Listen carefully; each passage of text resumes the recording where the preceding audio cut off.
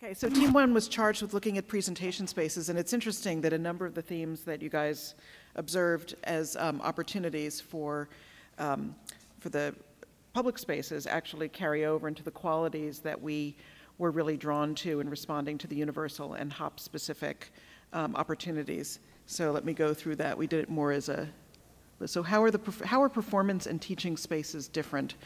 We wanted to articulate how these different spaces work, and definitely the acoustics, the way the space is outfitted, the technology and the seating and the configuration to recognize that not all spaces can serve multiple purposes, but that there are opportunities for sort of a cross-fertilization, certainly. And in terms of building the community, building the relationship with the community, the space has to signal that their presence is desired so that they're not walking through a labyrinth, that it's welcoming, that it allows a very easy segue from, for people who aren't necessarily part of the campus. We all believe that the seating and comfort were important because we realize increasingly that we're competing with people's home theater systems and other commercial and non-commercial opportunities for the arts that create a very comfortable sensation. And also recognizing increasingly, as the previous team did, that the ability to socialize before and after a performance is as essential as what they experience during the performance. And it's something that needs to be done mindfully and not as an afterthought.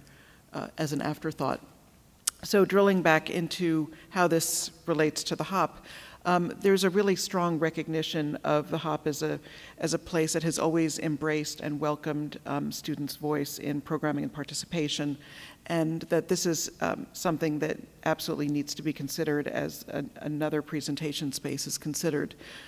We also believe that there needs to be more accessibility to performance and rehearsal space for students because the current spaces are serving many different purposes, and there's obviously a huge need and a growing need on the campus, and that there is absolutely a driving force that the HOP has in the sort of lifelong learning, so the continuum from students through to the community. What already makes this a distinctive space certainly is that the student attendance is high, and just as we walked around and learned that 90% of the students have some point of contact at the HOP during their education, that's a very essential distinction. The HOP wants to update an existing model facility that is researched with casual access mailboxes. That we want to take this notion of a sort of a central hub that students are drawn to for a number of different purposes and sort of ignite that sense of discovery that happens sort of casually and informally by making this center kind of a go-to place for many different things. And yes, absolutely a place with pent-up demand. So in terms of the verities, sort of the universal truths that are essential to keep in mind when we look at presentation spaces, that no way around it, absolutely, the sight lines and good acoustics are paramount. That if these things don't work, they don't work for artists, they don't work for audiences, they're non-negotiable points. We also placed a really high premium in general on the interaction between the audience and the artist so that there was a sense of fluidity and engagement, and we observed this both in the way black boxes are being designed by the language that people are using to describe the best types of performances that they see in their spaces, and also, especially on a campus, the way the students and artists engage through residencies. And that's quite a critical component in looking at this sense of engagement and how that can transfer to the design of a performance space. We also wanted to be clear that this is not a space that is easily convertible or traded out for other uses, so that it doesn't become sort of captured for banquet hall or for receptions that aren't rooted in the arts. That there needs to be something that is qualitatively different or designed differently. I mean, to the extent that you wouldn't use a biology lab for a banquet hall, you wouldn't use this space for a banquet hall. It needs to be worked for the arts. Distinctive and porous delineation between performance area and the rest of the space. We wanted to acknowledge that there needed to be accommodation of a place where artists perform in this space. It doesn't need to be fixed, but it does need to be, there does need to be a way that carpets can be placed or risers can be placed where the audience can view the artist, and there can be a configuration that allows for performance and not just a complete intermingling of space. There needs to be a mission for this, clearly articulated, and that the design needs to follow the mission of the space. The mission obviously aligned with the HOP, but perhaps with a different level of specificity for a space like this. Yes, and unlike the teaching space, the performance space needs to have the option of controlling the relationship between the artist and the audience, depending on how you want that experience to feel. So this speaks, again, increasingly to the notion of fluidity in adapting to an artist. And spaces that that many of us live in are very difficult to tailor, and we envisioned a space that could actually be configured to support what the artist is doing and the type of experience, immersive or presentational, that we wanted the audience to have. Again, the legacy of student ownership and empowerment absolutely should be sustained. It's been an essential part of the Hopkins Center. It was quite an organization quite in the vanguard of involving students. This is an important piece. Presentation spaces in proximity to teaching spaces. Sometimes real estate doesn't allow that to happen, but in this case, obviously, it does, and that's a premium. So again, there's this interchange and fluidity that's quite natural. Rehearsal space and backstage space. Yes, these are things that I can say are often up for grabs when there are difficult discussions about budget. And if we see this only as a presentation space, then we lose an opportunity, again, to have this sort of parallel activity between a rehearsal space for students or visiting artists and performance, and then there will be a default to just seeing this space as a performance space, and it doesn't support the needs of the academy and the student participation. And the backstage space, obviously, another point that's often, you know, a point of contention when the design and budgeting process go through, but as we see and as we've all experienced and need to remember, that is a very essential piece in whatever space is created, whether it's formal or informal, and even in informal spaces, to keep the backstage and the sense of support and also privacy for the artists a consideration. And yes, enabling teaching to take place in presentation spaces. So with this sense of fluidity and learning, that there should be the infrastructure and the capacity and the intention for the space to be used to guide audience in various ways, either artist-led or faculty-led or visitor-led. Other verities for the Hopkins Center, length of access for work. So as we toured yesterday, we learned more that the New York Theater Workshop was in residence, Pilobolus is in residence. These are extended stays that are really sort of treasured opportunities for groups to get away in the summer. And in this new space, to preserve and honor that tradition. This will not be something new, but it's something that can be amplified with the new space. And new spaces are often sort of the shiny new toys that everyone wants to get into. Keeping the Hopkins priority on the residencies is important. We also want the space to acknowledge the reach that the Hopkins Center has and the desire to engage the Upper Valley. And as we learned yesterday, the sense of, and Jeff articulated beautifully, that the Hopkins Center was one of the first of a wave of performing arts centers when it was built to honor that tradition and to not be reflexive in looking at what everyone else is doing, but to be sort of brave and bold and look ahead at what the opportunities for artists and the support for artists might be as far in the future as we could imagine. So some of the trends we saw that are worth acknowledging, and we've spoken about them quite a bit here, the desire to co-create content and the social dimension of arts going, the high level of participation that people both enjoy and which brings them back to our events and to our residencies and activities, and that sense of human connection and that's really fostered by an intimate space and the way in which spaces are configured and their flexibility for artists. Sustainability and greenness, I think it's something that we embrace individually and that we're responsible to collectively, and looking at that and being proud and honoring the environment and the sustainability of our spaces is an opportunity in the design here. and kind of getting comfortable with how we address social networking, whether we embrace it and we make a place for it, whether we use it as a creative tool and an interactive tool, but having this conversation very candidly and broadly.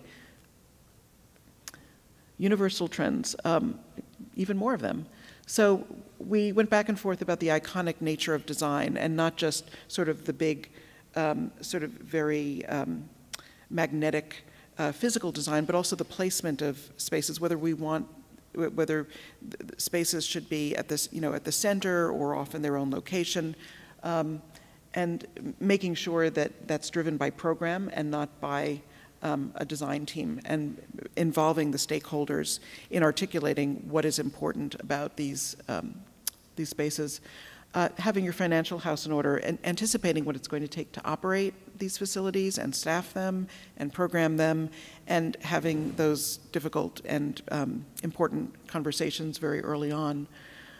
And again, this notion of reconfiguration. This is a trend. We need to be sure we understand how best to support the configuration, what's involved with the labor and the infrastructure and the essential design. For the HOP, yeah, this is what the HOP already does. I mean, this is something that the HOP does very well. The interdisciplinarity that's invited is very sincere, and it carries through in a very organic way. Can the space sort of invite academic collaboration? How do artists and how do visitors and sort of resident creators work together? And social networking, we're already seeing this happen. How do we embrace it even further, more proactively, instead of just accommodating? Broader dissemination of presentations, that's a real desire. How do we actually take some of the content that's created and some of the very unique, interesting work and make it more broadly available to the community and perhaps beyond?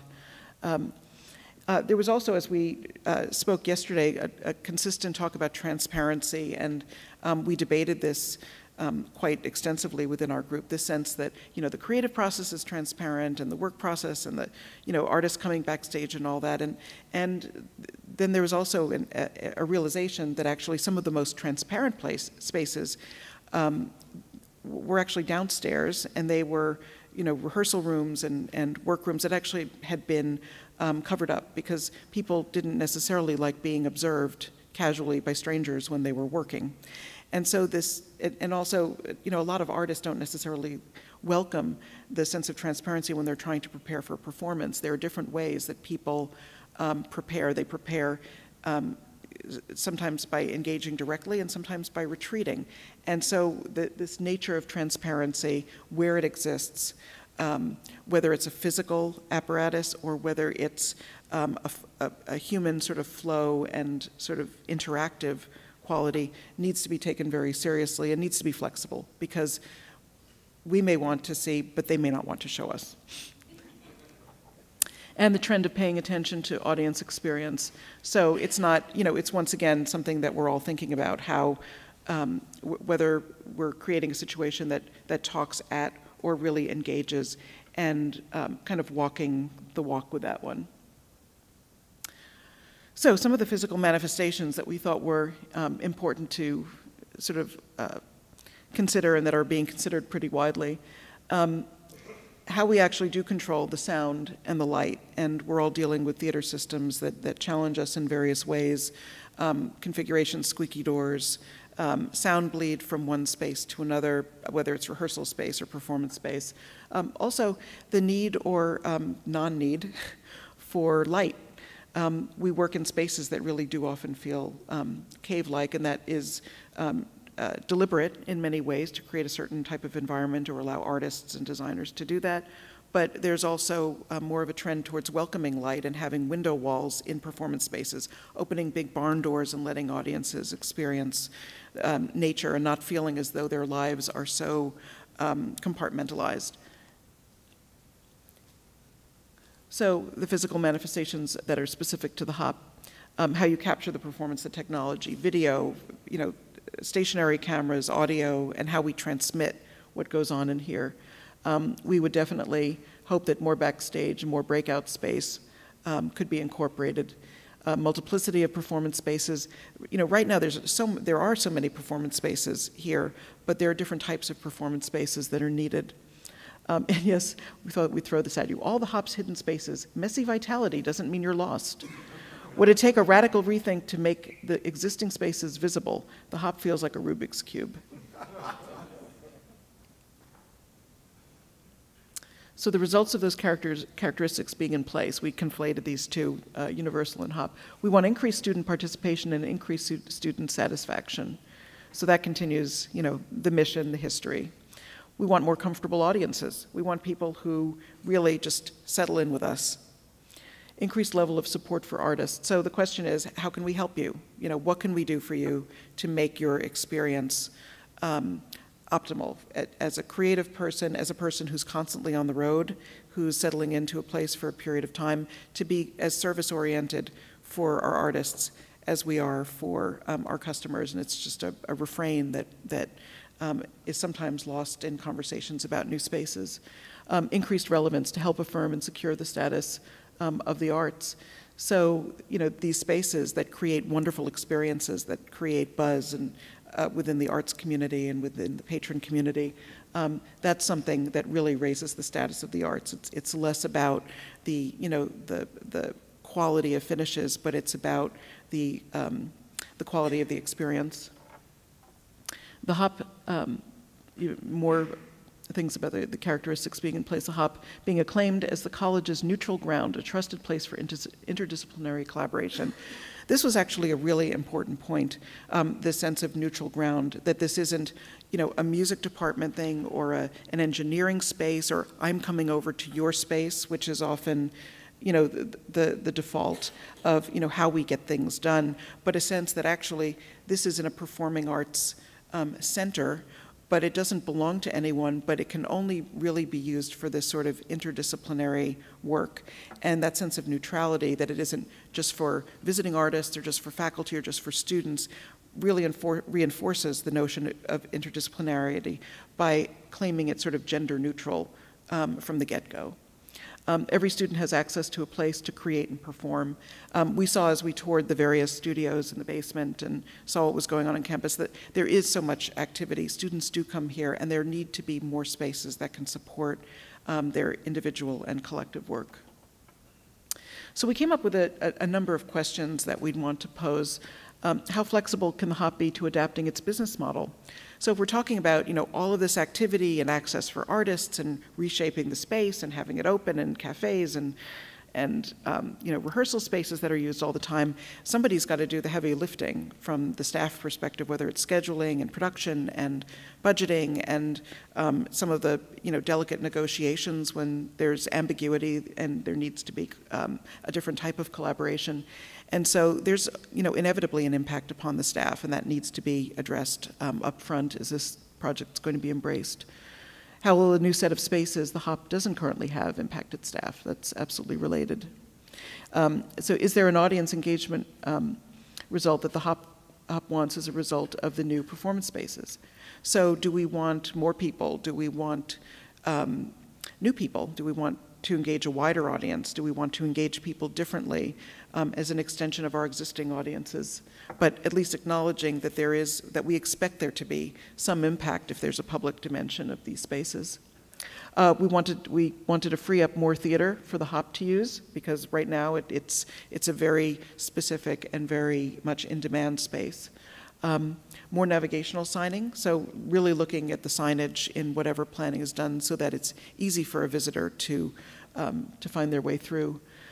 We also took a look at the Alumni Hall upstairs and thought that that would be an interesting area to look at repurposing in a variety of ways, with stadium seating, with performance activity, and taking into account some of the funky acoustics that are created by the archways. Or taking advantage of that as a sonic modeling environment. And then moving the cafe to Lebanon Street and replacing the cafe and upstairs terrace with a performance venue. So, you know, thinking of that sort of European notion of a cafe, sort of street front welcoming people, or making the existing cafe the cafe performance space. So Tim mentioned the cabaret cafe performance space. I think we all find that appealing, whether it becomes the next space that's built or it's a repurposing of an existing space, you know, up for grabs, but definitely a gravitational pull to that sort of spirit. Push Spaulding Wall out to Lebanon Street to enable a more transparent side to the street with galleries. So we like the sense of the storefront visibility and just the sense of letting in light and allowing people to observe. And that may actually be a more practical way of dealing with this transparency than having people looking in on, you know, studios and whatnot. But just reinforces the need to communicate out the sense of vibrance that activity that exists within a space. And yes, push out Spaulding Lobby into a parking lot and make it large enough to enable a flexible performance space. More recommendations. Add staff. Great. That's it. Thank you.